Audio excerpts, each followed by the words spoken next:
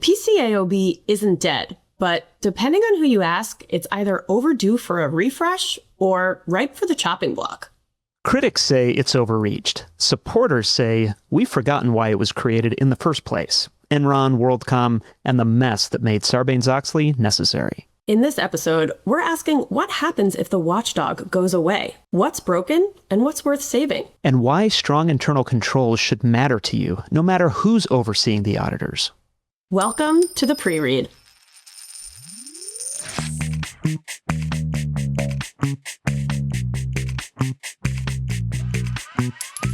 Just like the slides you get before a big meeting, the pre-read prepares you, CFOs and other executives, for the next big thing. It's the global podcast where finance, sustainability, audit, and risk come together in the C-suite. If you're making decisions at scale or need to understand the leaders who are and what they're thinking about, you've come to the right place. This is the pre-read, and it's brought to you by Workiva. I'm Steve Soder, accounting enthusiast and Diet Coke aficionado. And I'm Melissa Zucker, sustainability nerd and equal opportunist caffeine addict. This week, we're doing something a little bit different. With all the news about the PCAOB, we thought we would bring together a team of practitioners who have been in the details and who have seen exactly how this has worked. We're bringing in two experts from Workiva's own industry principal team.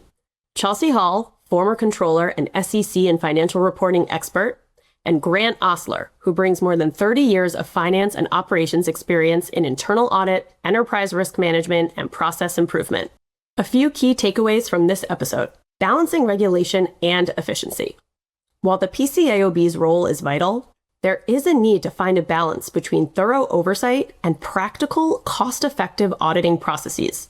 The conversation highlights the importance of not swinging the regulatory pendulum too far in either direction. Second, investor concerns. There's a potential for investors to lose confidence in audited financials if key provisions of the Sarbanes-Oxley Act are dismantled. And third, work smarter, not harder. Companies should focus on integrating documentation and audit processes into their regular workflows, leveraging technology to reduce the burden and cost of compliance. Well, Grant and Chelsea, thank you again for joining us. Welcome to the show. Super happy to be here. Yeah, thanks for having us. So, Grant, to get us started, can you maybe get us up to speed on some of the recent, no shortage of news, by the way, at the PCAOB? Tell us what's going on. Yeah, so I think, first context, I think we're seeing with this administration a general move to reduce regulation and kind of back up regulators generally. And the PCAOB has not managed to stay out of the spotlight on that. So a couple of different groups. The House Financial Services Committee proposed disbanding the PCAOB and moving their responsibilities to the SEC more broadly, where they'd be rolled in. Eric Williams, who was the chair, recently resigned under, I think, a fair amount of pressure and critique from the administration and others. So there's a lot going on at the PCAOB, and they feel very much under siege right now. Okay, so you mentioned that obviously the administration has a broad agenda of generally deregulating the environment today. And so that, of course, begs the question of how much of this is maybe political theater, or if the PCAOB is actually in danger of being dismantled. Chelsea, do you have any thoughts on that?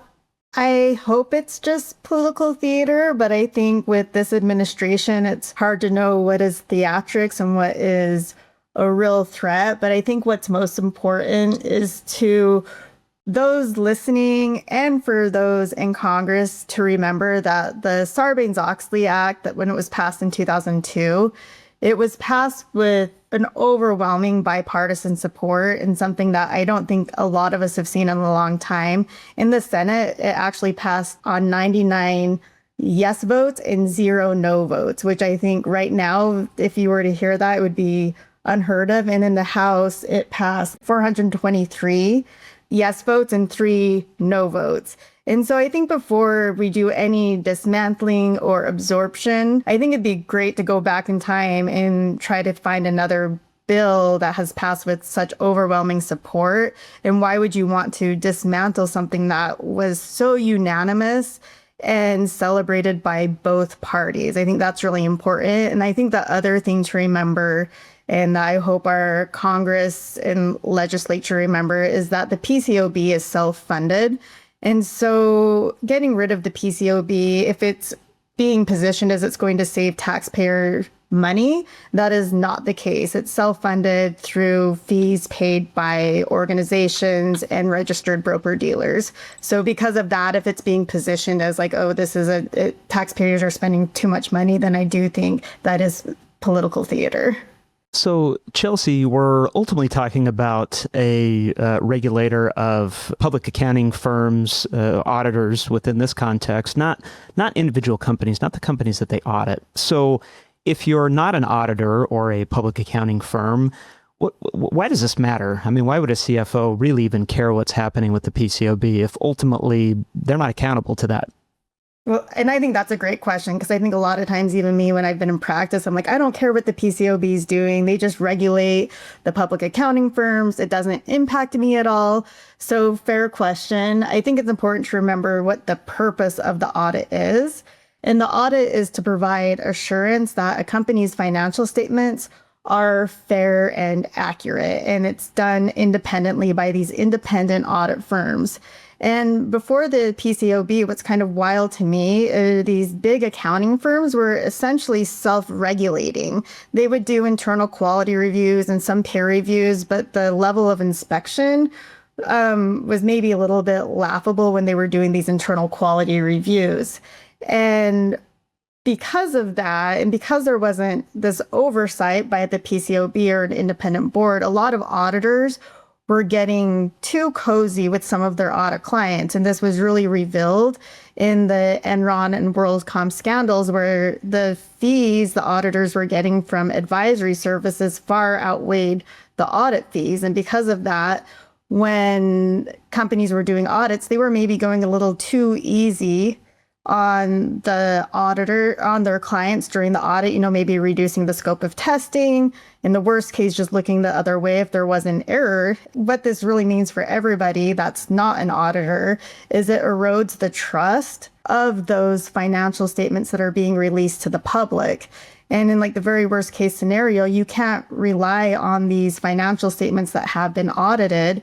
And if you're an investor and you start questioning the validity of the financial statements, it's going to reduce your investment in companies. You're going to be questioning where you can place your capital. And I think at the end, it just erodes the whole market, because you won't be able to trust the financial statements that are being released.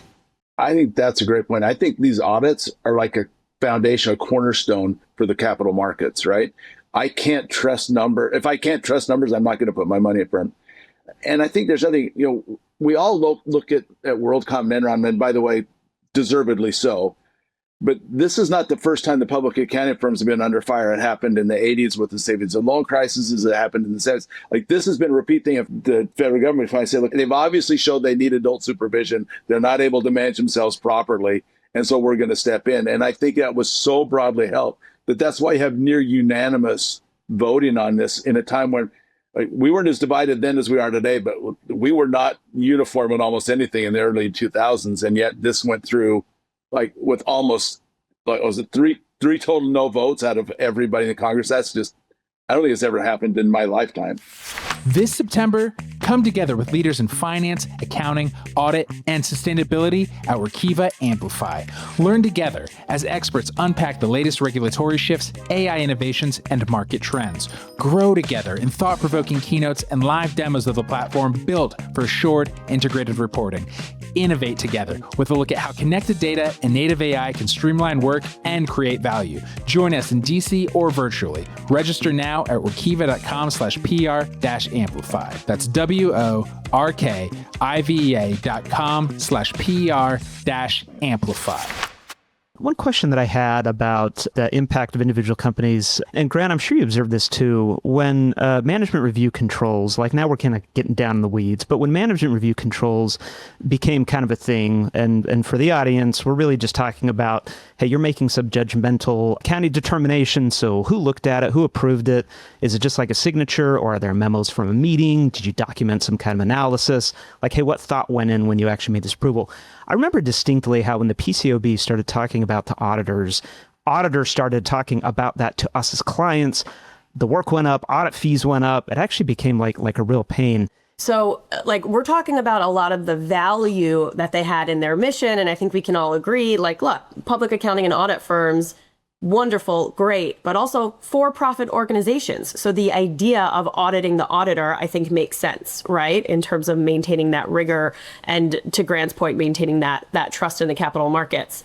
But where are some of the places that maybe the PCAOB kind of missed the mark or strayed from that initial intent or mission, or what our concern would be with that? So first of all, I think the PCAOB has added value. Again, I've been working with this. I was already well into my career when this stuff came out. So like I've dealt with it from the very beginning. And I think the firms having accountability to someone that's really watching, not just that self-governance, I think has been a positive.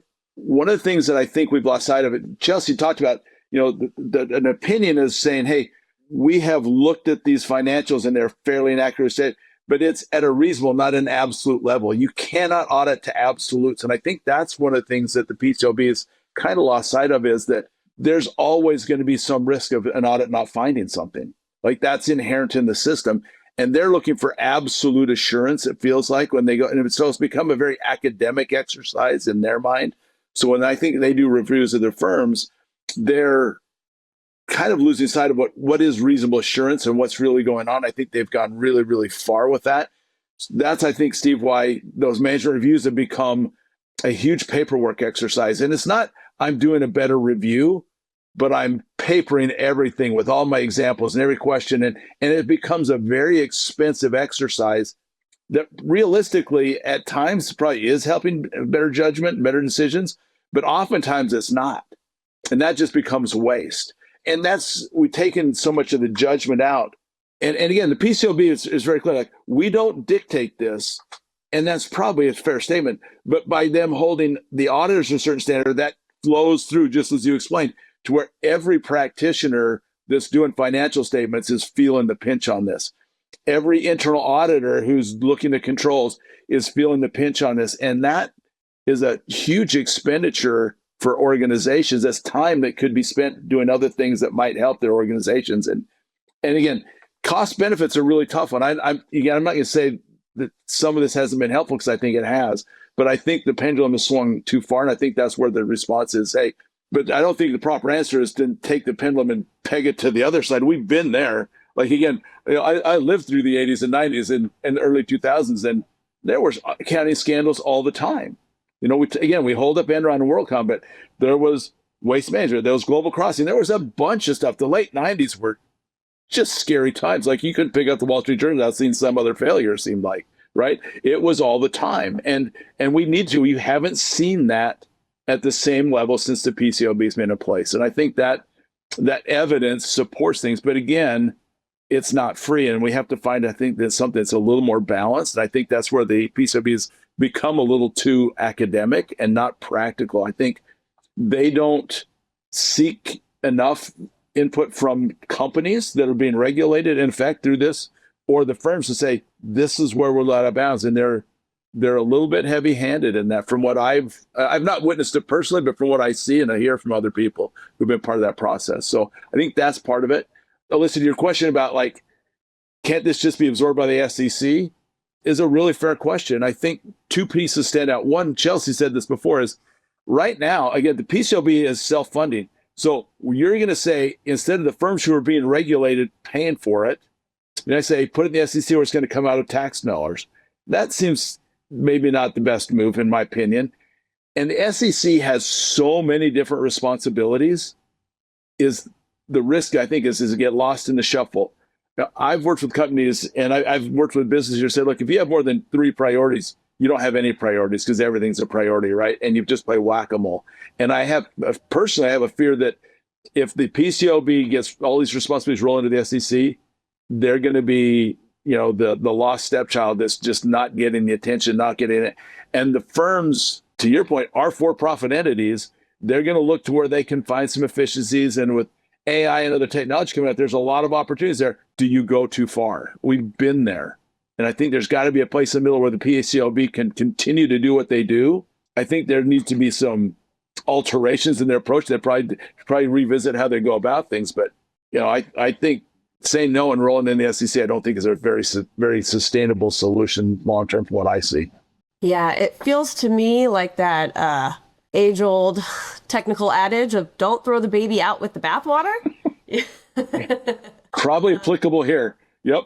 Yeah. And so, you also brought up a good point that made me think from the investor lens, how they're thinking about this. Because Grant, you brought up the point that, look, this trickles down to companies. It's very expensive. It's an onerous process. They're now spending a lot more resources, human capital, financial, in getting through these audits and having to go through this whole documentation exercise. And obviously, as an investor, you want, your portfolio companies or where you have vested interests to be operating efficiently. And that doesn't sound very efficient. But then on the other side, one would think going through these audits and having this degree of oversight instills that confidence and trust in the company and the general capital markets and flows.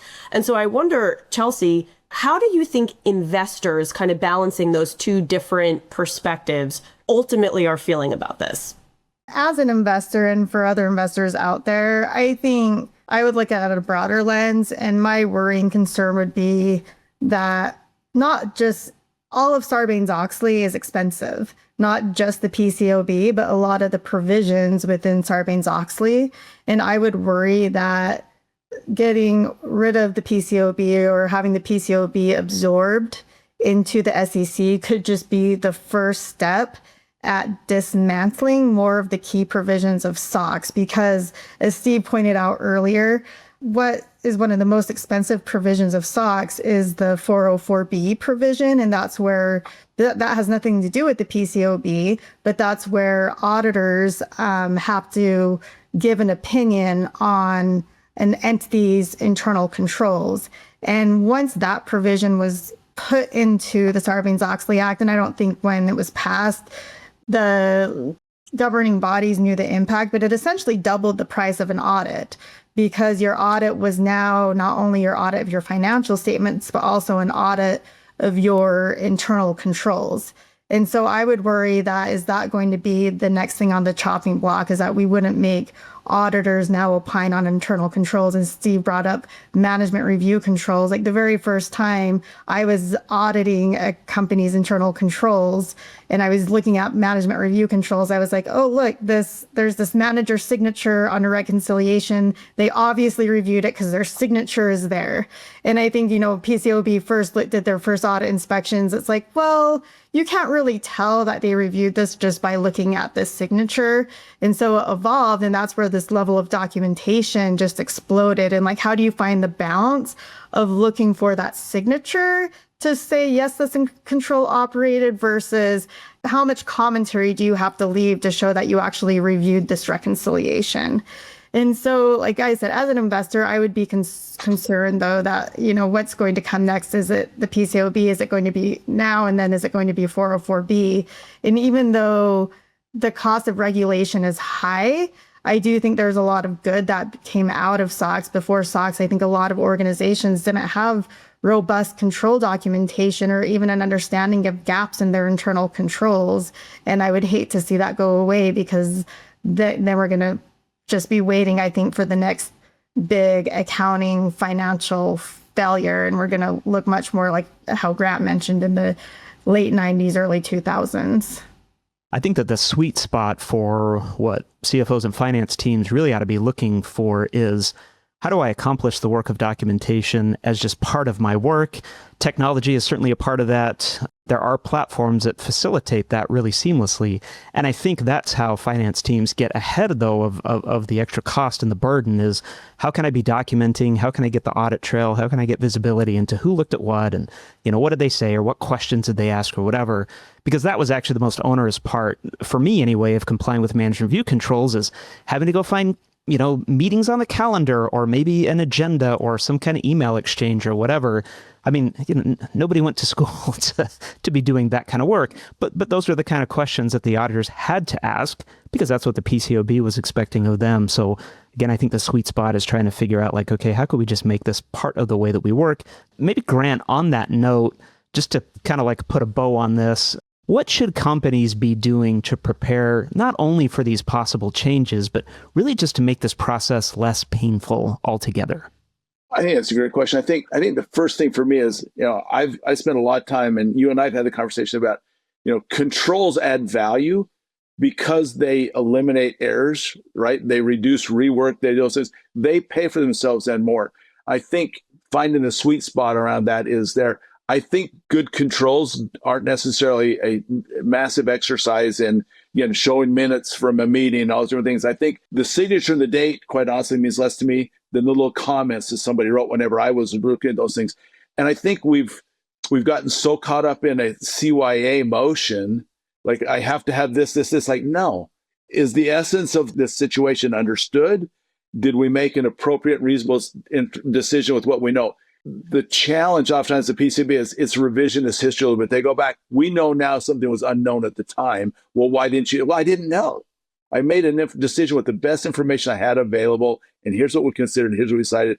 I think that's fair, and I think you're right, software can help us document that well, so it's cleaner and easier and takes less time. But I think at the end of the day, we have to understand that there's risk in business, right? That there's risk in an audit, and we're not going to see everything, and we need to accept that. And I think, again, if the PCAOB will make some shifts to that understanding, like we can't be a risk-free world, that we can actually get to a place that works. And then I think a lot of the feedback that comes to the legislators kind of goes away because it's not so onerous anymore. And it's actually a real good payback for the effort that's put in. Well, Grant Ostler, Chelsea Hall, industry principals at Workiva, thank you so much for the insights. Will be very interesting to see how this plays out. I think there's a lot of drama left to get into the list. Like, I don't think it's all drama, but there's definitely some drama to go. It'll be fun to watch. Yeah, thanks for having us. Thank you again to our guests, Chelsea Hall and Grant Ostler. And thanks for joining us on The Pre-Read, brought to you by Workiva, the world's only unified platform for financial reporting, sustainability, audit, and risk. We've got more insights and hot takes coming your way, so be sure to follow or subscribe on Apple, Spotify, YouTube, or wherever you get your edge. And if you like the show, leave a review, send it to someone you love, or just shout it out on your next team call. We'll be back soon, and until then, go lead it like you mean it.